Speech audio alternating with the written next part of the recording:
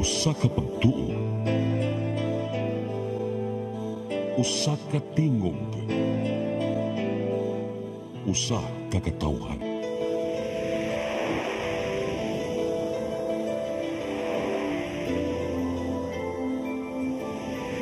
Cebu Catholic Television Network.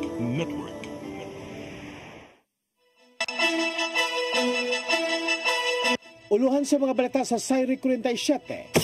Laing tulo ka volts gikan sa Pugo Hub sa Lapu-Lapu City giablihan. Dugang ebidensya na sakmit.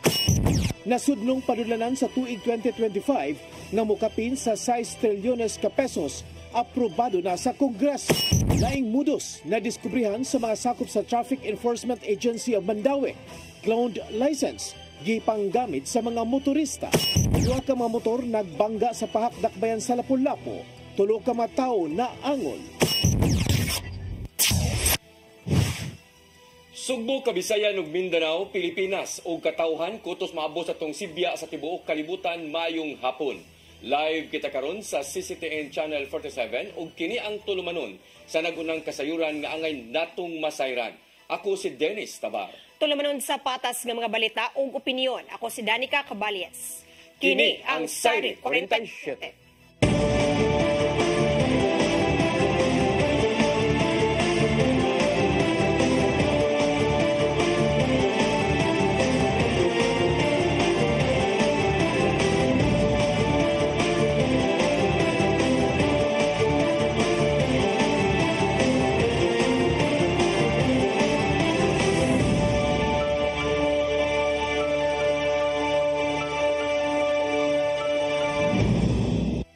Og karon sa kompletong detalye sa atong mga balita, laing tulo ka mga bol gikan sa Pugo Hub sa Lapu-Lapu City giablihan sa National Bureau of Investigation dinhi sa Region 7. Mga nasakmit nga mga butang gamiton isip dugang ebidensya batok sa mga nalambigit sa maong illegal nga negosyo. Ang kasayuran ihatod ni Gian Navarro.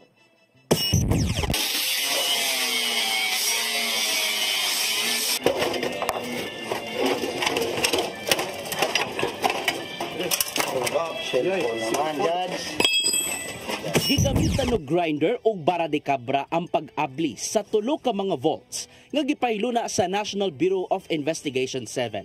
Ubos sa pagtugot sa korte, giablihan nila ang mga vault gikan sa Tourist Garden Hotel nga gihimong Pugo Hub sa dakbayan sa Lapu-Lapu.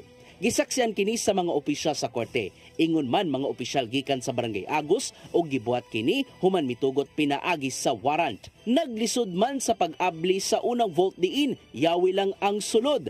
Apan sa mga nahabilin, nakita nila ang gatusan ka mga smartphones nga gitubuhang gigamit sa managlaing scam. Gawa sa cellphones, accessories ug SIM cards, nakita nila ang mga Indonesian passports. Gipasabot ni NBI 7 Director Attorney Renan Augustus Oliva nga gamiton ang mga sulod sa mga vault sa subsub nilang investigasyon. Ang mga cellphone ni paubos sa examination pinaagi sa disclosure of data nga isyuhan gikan sa korte. Laumang madugangan pa og kaso ang atubangon sa 17 ka mga taong nalambigit sa mga illegal Pugo Hub. We will be applying a court order for that, the disclosure of computer data that can be used for additional charges like money laundering, the scams, the investment scams, the love scams, the illegal gambling scams. Anything obtained from it will be used in additional cases as well as the present case that is pending before Branch 73. Samtang gipangandaman usab ang arraignment sa mga nalambigit sa Pugo Hub sa Lapu-Lapu City Regional Trial Court Branch 73 karong Oktubre 3. Hugot ka seguridad ang ipatungan nila ngadto sa mga gipangkasuhan. We have already forwarded the notice to the PAOCC in Manila who presently has custody of all the accused, the 17 accused. They will be brought here. Chief Arnel Pura of our Cebu District Office has already communicated with Director Wenny Kendiato of PAOK to inform him of the scheduled arraignment of October 3. Padayon usab nga nakig-alayon ang Department of Interior and Local Government o Bureau of Internal Revenue sa NBI 7 sa nagpadayong investigasyon sa Pugo Hub. Palawman pa nila among pagsusi kung aduna bakahay opisyal sa gobyerno nga gituuhang naay kalambigitan sa operasyon sa Pugo. If you investigate, you do not limit investigation on a certain individuals. All individuals that are possibly involved should be investigated to have a thorough and exhaustive investigation. In the NBI, there is such thing as legality and thoroughness. Ian Navarro, CCTN News. Gihawhag sa Regional Development Council 7 ang mga local government units nga himuong apli ang paggobyerno sa tanan. Atol kini sa gipahigayon capacity development activity dinhi sa Dakbayan sa Sugbo, isip kabahin sa kasaulugan sa RDC 7 week.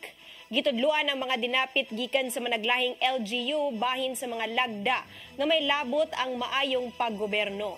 Sama lang sa masayon na transaksyon sa gobyerno, transparency ug uban pa.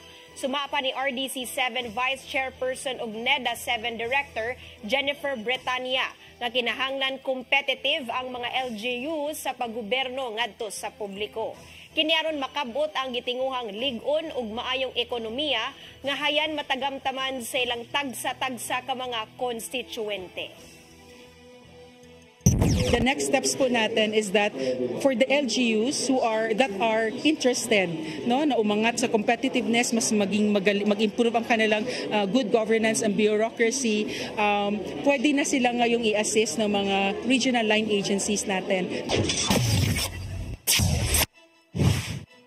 Nasudnong panudlanan sa tuig 2025 nga mukapin sa 6 trilyones ka pesos, aprobado na sa Kongreso. Anaa na lang sa 733 million pesos ang nauyon ng pundo alang sa Office of the Vice President.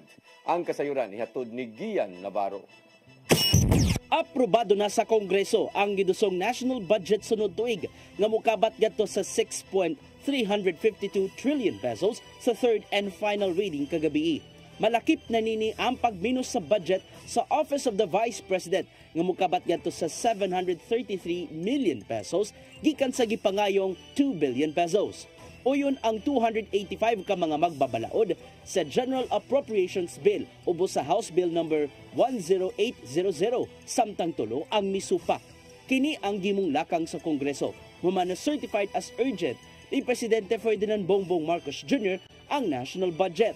Maong giduso ang mong pundo sa tuig 2025 sa second hangtod third final reading sunod lang sa kaadlaw. Kung hisgutan ng budget sa OVP, gitataw ni House Speaker Martin Romualdez nga nahukman ang 733 million pesos ga budget aron iparehas sa pundo ni kaniadtong Vice President Leni Robredo.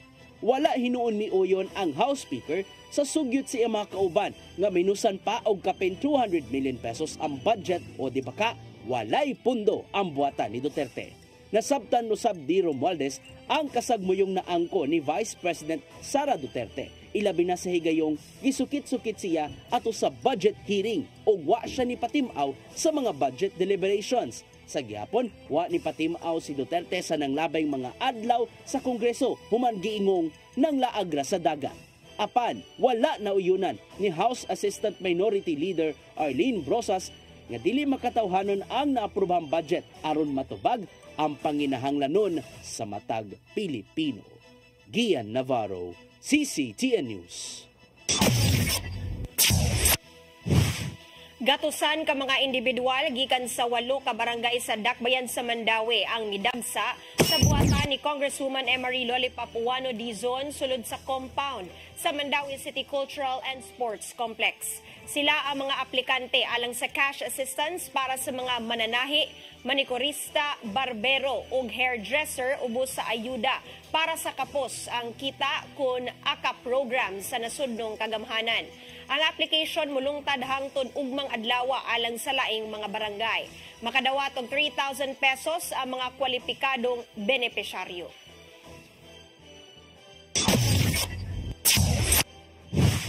Giumol na sa Cebu City Transportation Office ang ilang Special Action Force nga mutubag sa mga emergency sa kadalanan dinhi sa dakbayan sa Sugbo. Gituyo kini sa mao nga buhatan subay sa mga nanginhanglan og dinaliang pagtagad kung adunay mga alarma diha sa karsada. Lakip niini ang pagpatuman sa mga lagda sa trapiko ubos sa traffic code sa syudad sa Sugbo.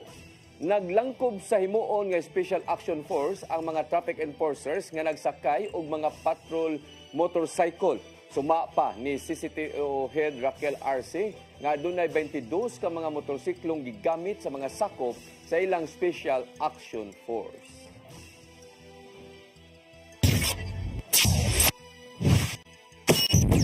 Musunod, laing mudos na diskubrihan sa mga sakop sa Traffic Enforcement Agency of Mandaue, cloned license gipanggamit sa mga motorista. Kana og daghan pa mga balita sa pagbalik sa Sayre 47.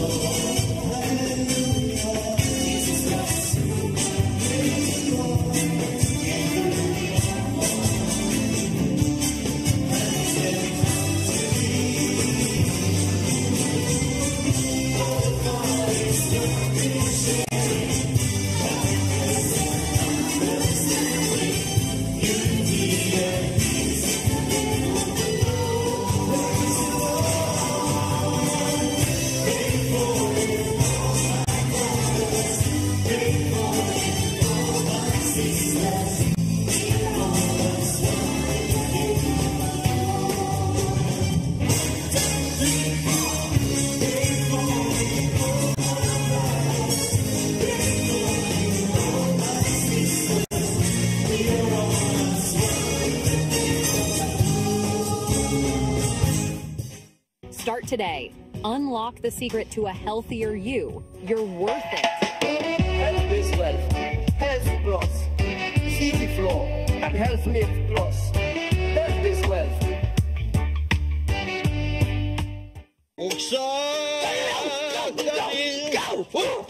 Ang samang kang tambula kam, kalit na kang abot. Nalandi ka na ron. Tara ko nga gamay, gamay kaayo. Tara ko nga dako, gamay kaayo. Dailing! Sama ng utangan niya na ang nasi mong luyo dito. Upamanggut siya na ikatubang ni mo Dailing kay... Tarong mo?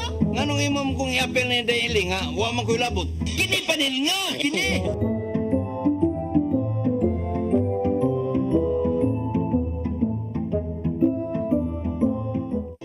Come October 4, 5, and 6, another gathering will be held in Cebu City, the first National Charis Conference, which is open to all charismatic communities, realities, and expressions.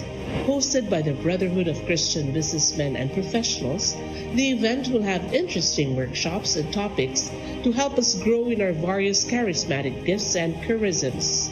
Watch out for more details about this event from our host BCBP in the coming days. Meantime, let's be ready to join these gatherings and pray for for the outpouring of the current of grace in the Philippines.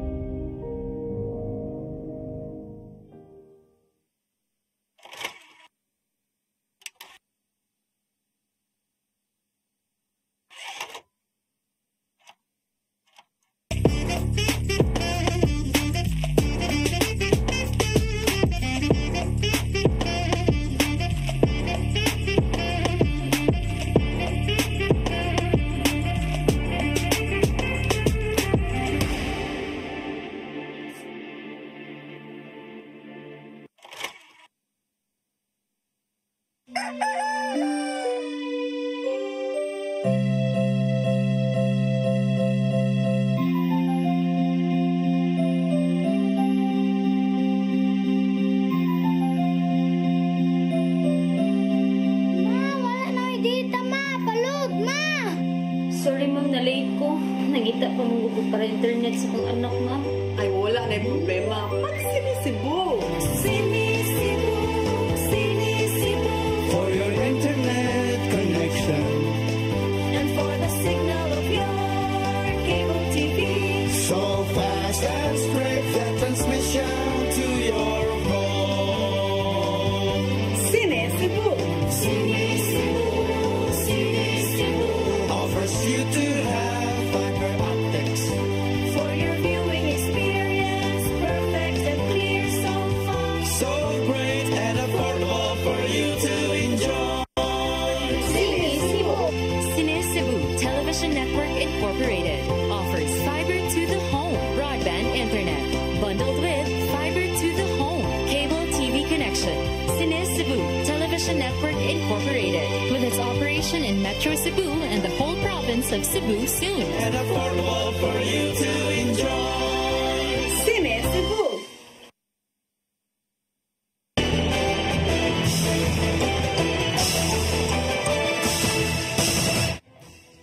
Balik sa ato mga balita, laing mudos na diskrubihan sa mga sakop sa Traffic Enforcement Agency of Mandawi kon team. Mga motorista giauhag sa pagbantay sa ilang mga orihinal nga mga driver's license tungod sa pagpakatap sa clone sa license. Ang kasayuran ihatod ni Mary Rose Sagarino.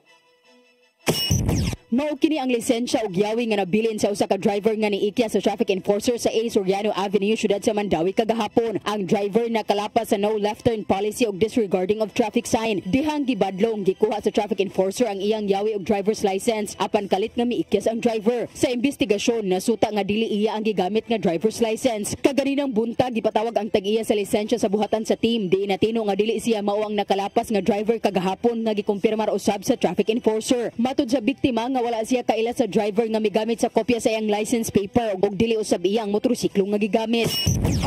Diri na ganina ni atubang na jud taon ang kuan pero biktima dito siya. Gigamit iyang lisensya sa dili sa katong traffic violator gahapon. So in conclusion, although wala pa man dili pa man jud totally verified, kuan gyud siya murag basin lang ha, basin carnap to siya. Kay in the first place nagamit siya og kanang lisensya nga dili iya ha, murag nag misrepresent siya ba. Unya bisag nahabilin na iyang yawi ni padagan gihapon siya. Kadayon ang investigasyon karon sa team na tino na usab nila ang tag-iya sa motorsiklo sa pagpakigalayon sa Land Transportation Office. Matud ni Rituya nga posibleng dili lang kini ang nag-inusarang nagamit og clone nga lisensya. Yes, dako jud kay nang posibilidad nga kanang doon na ingon ani nga modus no, karon lang ta permiro nakasakop nga ingon ani. So kay anyway daghan man jung kuan kanang mga kamaugin mo circumvent ba sa law ba. So kani usa ni sa mga pamaagi day nga dapat sa namong bantayanan as law enforcers. Mary Rose Sagarino, CCTN News. Daghang mga opisyal sa Sugbo mipadangat na og mga pasubo sa pamilya sa nitaliwang mayor sa Sibonga si Leonel Bacaltos. Gihulagway nila ang mga opisyal nga maalagaron ug malipayon ngadto sa isig kaingon. Ang kasayuran ni hatod ni Gian Navarro. Una nang mipadangat sa grabing kasubo si Gobernador Gwendolyn Garcia ngadto sa nitaliwang si Sibunga Mayor Leonel Balondong Bacaltos. Ato sa Caravan of Services sa lungsod sa Alcoy kagahapon, gibalik lantaw ni Garcia ang nahimong kinaiya sa 61 anyos nga mayor sa gayong mag-abot sila. Kinimaw ang pagkabuutan, kugihan, gaan ikauban ug labaw sa tanan, malipayon nga may gipakita ngadto sa mga konstituente. Nakita ni Garcia ang pagpaningkamot ni Bacaltos aron matud ang mga proyektong infrastruktura sa Kapitolyo ngadto na silang lungsod. Pagkapunhon gayo di ay sa kinabuhi o pagkaimportante gayo di ay nga maningkamot ta nga makabuhat sa tanang kaayuhan kung kita gigasahan man sa kahitasan o posisyon o otoridad nga mabuhat nimo ang tanan nga makatabang sa labing kadaghanan kay wa ta masayod ug kanusa mukalit lamang nga mahanaw ang maong gasa sa kahitasan. Samtang giawhag ni Vice Gobernador Junjun Davide ang katawhan sa paglitok og pag-ampo alang sa kapahulayang dayon ni Mayor Balondong. Wala usab makatuo ang mga kaalyado ni Bacaltos sa 1st District sa nahimong gidangatan. Sumapa ni Talisay City Mayor Gerald Anthony Samsamculias nga katapusan silang nagkita ni Mayor Balondong nitong Martes sa gabi, kuyog ang ubang mga opisyal sa distrito. Gisigundan usab kini ni San Fernando Mayor Martha Canoy diin nagkuyog sila na ng panahona maong mingawon siya sa mga opisyal. Dili usab makalimtan ni Minglanilla Mayor Rajiv Enad ang tiunay nga pag-alagad ni Bacaltos ngadto sa mga konstituente. Samtang giulagway ni Daan Bantayan Mayor San Shimura sa League of Municipalities of the Philippines, Cebu Province nga maayong ehemplo sa pagka-public servant si Bacaltos. Gihaya na karong adlaw ang patayng lawas ni Bacaltos sa Cosmopolitan Funeral Home sa Barangay Lahug ning Dakbayan sa Sugbo. Gikatakdang mo pagawas og dugang pang pamahayag ang pamilya ni Bacaltos kung kanus-adad o ng lawas silang lungsod ingon man ang paglubong. Gian Navarro, CCTN News. Voters registration sa syudad sa Mandawi nagpadayon. Kumilik Mandawi nangandam na usab alang sa filing sa Certificate of Candidacy sa sunod semana. Ang kasayuran ihatod ni Mary Rose Sagarino. Sa Mandawi City Cultural and Sports Complex, gipahigayon ang voter registration sa syudad sa Mandawi. Karon nga hapit na mahuman ang registration, nisaka na usab ang natalang registrant sa Mandawi matag adlaw. Gikan sa usa ka gatos ka mga individual, niabot na ngadto sa 400 ang natala. Si Attorney Ana Flor Guhilde, ang election officer sa Comelec Mandawi, niauhag sa mga residente sa pagpa-register na og dili magpaabot sa deadline sa Lunes. I hope ilahang gamito ng Sabado to come to register kay Monday is the last day. And then, ang problema nato sa Monday kay we will only use the complex nga venue sa morning kay naay mo gamit diri sa hapon. So we will be in the office nga medyo gamay ang space. So they might be inconvenienced and dili kaayo komportable para nila nga mo rehistro kay gamay ang lugar sa office and then naa sila sa gawas, naa sa tent. So I hope ilahang i-take advantage nga naata diri karon hangtod sa Sabado. Sa wahing talaan sa Comelec, moabot na sa kapin 230,000 ang rehistradong botante sa Mandawi. Sa karon nga quarter, naabot sa 7,000 ang bagong registrants. Samtang nangandam na usab karon ang Comelec Mandawi alang sa filing sa Certificate of Candidacy gikan Oktubre 1 hangtod 8. We had coordination sa Mandawi City Police Office yesterday and then so far overwhelming man gyud ang support sa ato ang PNP para sa security preparations. Ang ato ang venue for filing sa Comelec office, fortunately naatay tulo ka adlaw nga bakante ang complex, so diri ta magdawat og COC karong October 1, 5 and 8 diri sa sports complex. Matod ni Guhilde nga matag kandidato mahimong magdaog tulo ka miyembro sa ilang pamilya. Wala ra usab gidili kung adunay mukuyog nga supporters. Mary Rose Sagarino, CCTN News. Si Provincial Board Member kagahapon at tubangan ni House Speaker Martin Romualdez, presidente sa Lakas CMD. Ang Lakas CMD mao ang dominanteng partido ubos sa alyansa para sa bagong Pilipinas ni Presidente Ferdinand Bongbong Marcos Jr. Usa ka alyansa sa 5 ka political party. Matod ni Uwano nga andam siya sa ubang mga hagit human sa nahimong sakop sa Junta Provincial sukad niadtong 2016. Siya ang kasamtangang PB Chairman sa Committee on Environment ug Committee on Education.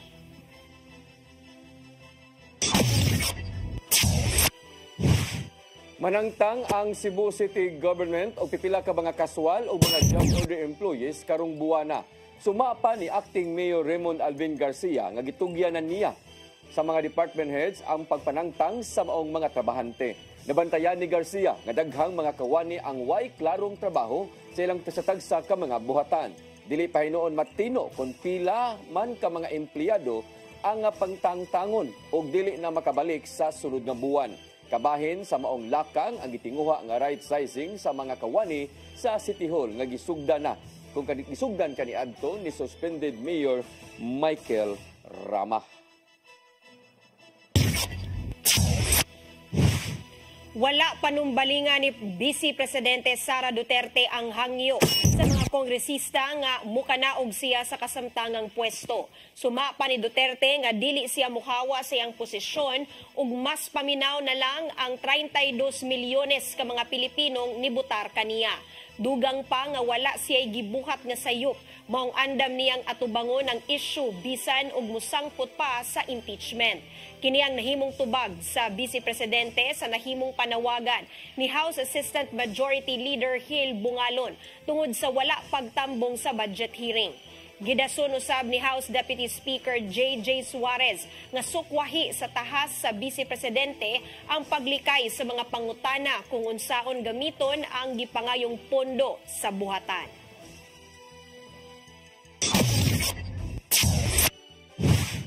Gideklarar ng drug cleared ang 29 ka mga barangay sa Central Visayas sa Regional Oversight Committee on barangay drug clearing. Human kini nga nahimong taas-taas nga pagsubay sa ilang nga kahimtang. Ang kasayuran ihatod ni Cristel Joy Filerca. Gipaila na sa Philippine Drug Enforcement Agency 7 pinaagi sa Regional Oversight Committee on Barangay Drug Clearing ang 29 ka mga barangay sa Rehiyon 7 nga drug cleared na. Human kini sa nahimong subsub nga deliberasyon sa mong komitiba, maong nakabot ang ilang listahan. Sa mong gidaghanon, 15 niini gikan sa Bohol, 6 sa Negros Oriental, 5 sa Sugbo, ug 3 sa mga urbanized cities nga mao ang Ibo ug Talima sa Dakbayan sa Lapu-Lapu ug pagsabungan sa syudad sa Mandawi. Ang pagdeklara sa mga barangay nga drug cleared, nagpasabot nga ato silang application tanang drug personalities na ilhan sa komunidad ug naihap na nila kini. Adunay gihimong intervention program ang mga barangay official nga gipatuman sama sa community-based drug rehabilitation programs ni adtong mga tawo nga tigamitan sa ilegal nga drogas. Ang proseso sa deliberasyon gipangunahan sa PDEA 7 Regional Director Emerson Margate nga mao usab ang chairman sa komitiba.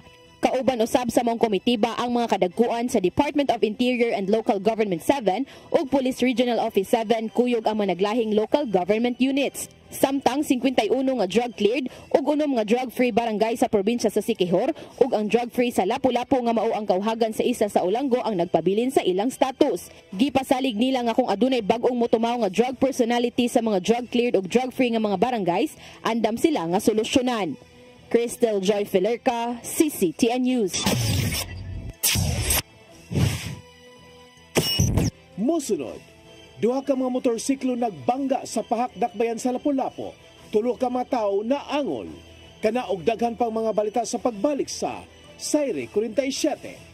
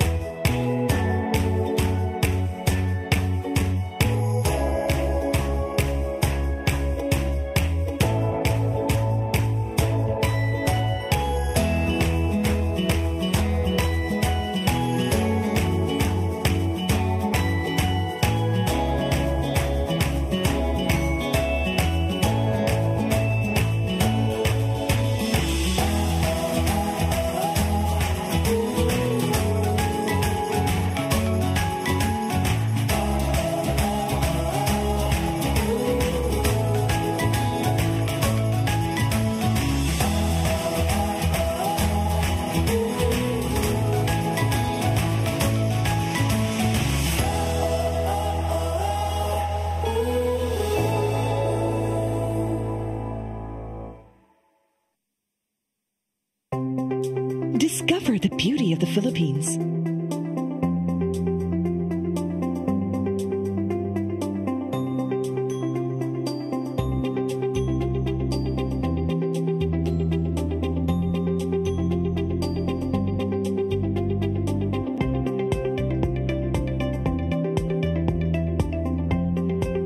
With Philippine Airlines, the country's flag carrier.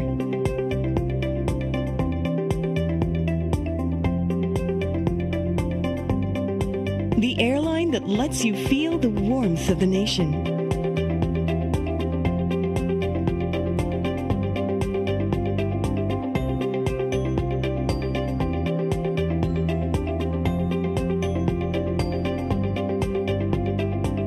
Mabuhay!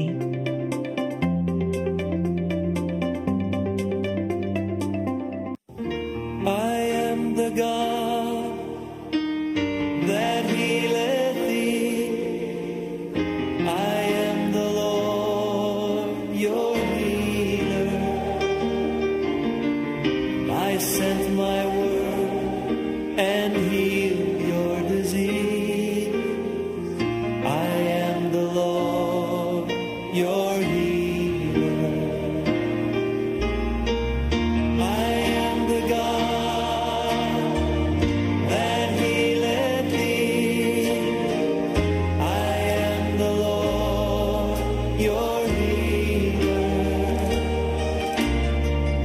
I sent my word and healed your disease. I am the Lord, your healer. I am the God that healeth thee. I am the Lord, your healer. I sent my word and healed your disease. I am the Lord, your healer. I am the God that healeth thee. I am the Lord, your healer. Ang kinabuhi, puno sa hagit. Sugpil na ka, Dria! Ay, pag-inarte! Magdita ka! Puno sa pangutana.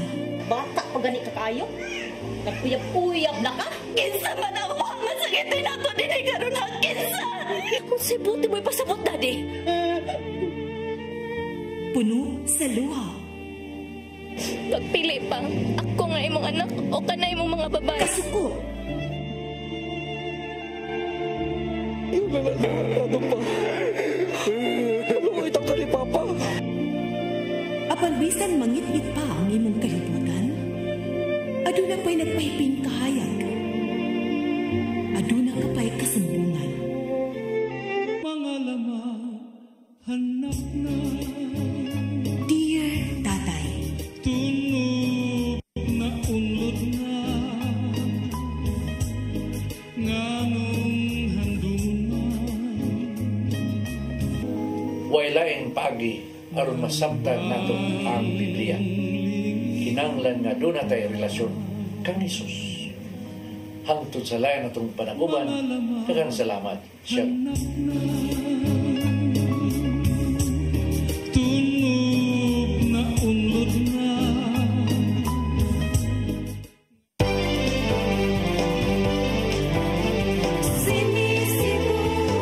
for your internet connection And for the signal of your cable TV. so fast and straight the transmission to your home. Sini Cebu Offers you to have fiber optics. for your viewing experience, perfect and clear so far. So great and affordable for you to enjoy. Cine Cebu Television Network Incorporated offers fiber to the home broadband internet bundled with fiber to the home cable TV connection. Cine Cebu Television Network Incorporated, with its operation in Metro Cebu and the whole province province of Cebu soon. For your internet connection And for the signal of your cable TV. so fast and straight that transmission to your home. Sini Cebu offers you to have fiber optics. For your viewing experience, perfect and clear so far. So great and affordable for you to enjoy.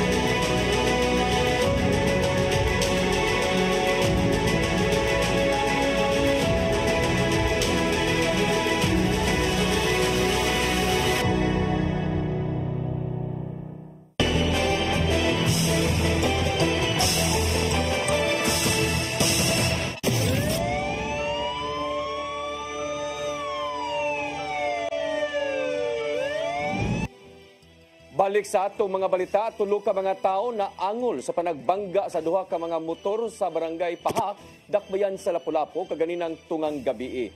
Matod sa kapulisan, usa kanila anaa karon sa kritikal nga kahimtang. Ang kasayuran ihatod ni Crystal Joy Filerca.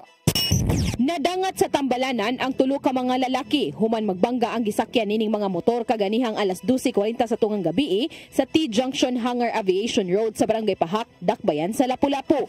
Matod ni Police Lieutenant Colonel Christian Torres, ang spokesperson sa Lapu-Lapu City Police Office, usa ka Kawasaki Rouser ug Honda Click ang nalambigit sa mong insidente ug padung kini sa managlahing direksyon. Ang driver sa Kawasaki Rouser anaa sa iyang straight nga direksyon padung sa Barangay Buaya. Apan pag-abot niya sa mong intersection, naaktuhan usab nga ang driver sa Honda nga may usa ka angkas niliko padung sa Barangay Pahak. Kulay sila diha sa intersection siguro wala ni na bantay lugar ay sa intersection na dapat naayong giveaway nila. Pero sa tunod, usagid nila marang pareha silang pusok siguro padagan, gawa sa maning paliko, maning sa Party A, nalabay yun silang duha. Gidugang ni Lieutenant Colonel Torres nga ang 45 anyos nga driver sa Rouser anaa karon sa kritikal nga kondisyon. Si Party A ron nasa kritikal na kahimtang. Gideklara sa doktor na brain-dead na siya. Samtang ang duha nga sakay sa Honda Click nakaangkon usab og grabing kaangol. Wala pay nahinabi ang kapulisan sa mga naangol tungod kay naa pa kini sa tambalanan. Apan sigon pa ni Lieutenant Colonel Torres nga palawman pa sa kapulisan ang investigasyon kung kinsay sad-an sa maong insidente. Mamaya itong tanawon kung kinsay ani at fault considering ito pang magipa ng CCTV. Initially, paano to ni si Party B kay siya may maneuvering vehicle. Ikaw maneuvering vehicle, i-clear sa nanin mo wala ba going straight. Kaya ikaw may mo pikas linya. kuha ko bigahin na i-clear sa nang muli ka mo dito sa bliko natang clear ng area. Usa-usab sa ilang tan-awon kung nakainom ba ang maong mga lalaki. Crystal Joy Filerca, CCTN News. Nasikop sa Lapu-Lapu City PNP ang number 9 most wanted city level human nalutsan og warrant of arrest sa kasong kalapasan sa acts of lasciviousness. Gila ang gisikop nga si Christian Guevara, 31 anyos, residente sa sitio Sudtungan, Barangay Basak. Mato di Police Lieutenant Colonel Christian Torres, ang spokesperson sa Lapu-Lapu City Police Office, nga giingong giamong-among sa dinakpan ang usa ka minor de edad. Ang Branch 5 sa Regional Trial Court sa Lapu-Lapu mao'y nipagawas sa iyang warrant of arrest. Usa ka batan-on nga drug pusher nga high value individual ang gidakop sa mga sakop sa Waterfront Police Station kagabi sa Sitio Ponce 2, Barangay Carita, ning Dakbayan sa Sugbo. Subject sa bypass operation si Goodwin Redillas Codilla, dunay live-in partner nga residente ra usab sa mao nga dapit. Nasakmit sa kapulisan ang pinakiti nga gituho ang shabu nga motimbang sa dili momino sa 65 gramos nga adunay standard drug price nga 442,000 ka pesos. Matud ni Police Major John Lindbert Yango, ang hipi sa Waterfront Police Station nga nadakpan kaniadto si Codilla apan nakagawas tungod kay minor de edad pa man.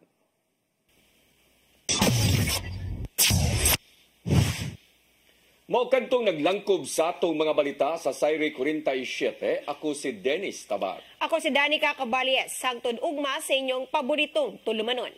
Sayre 47.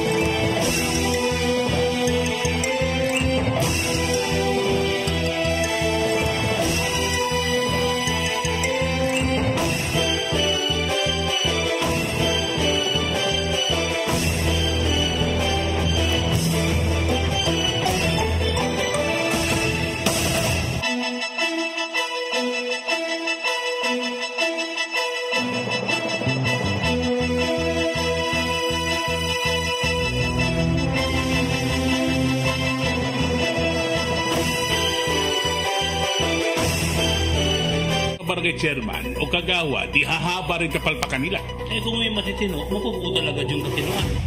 Lumalangat ang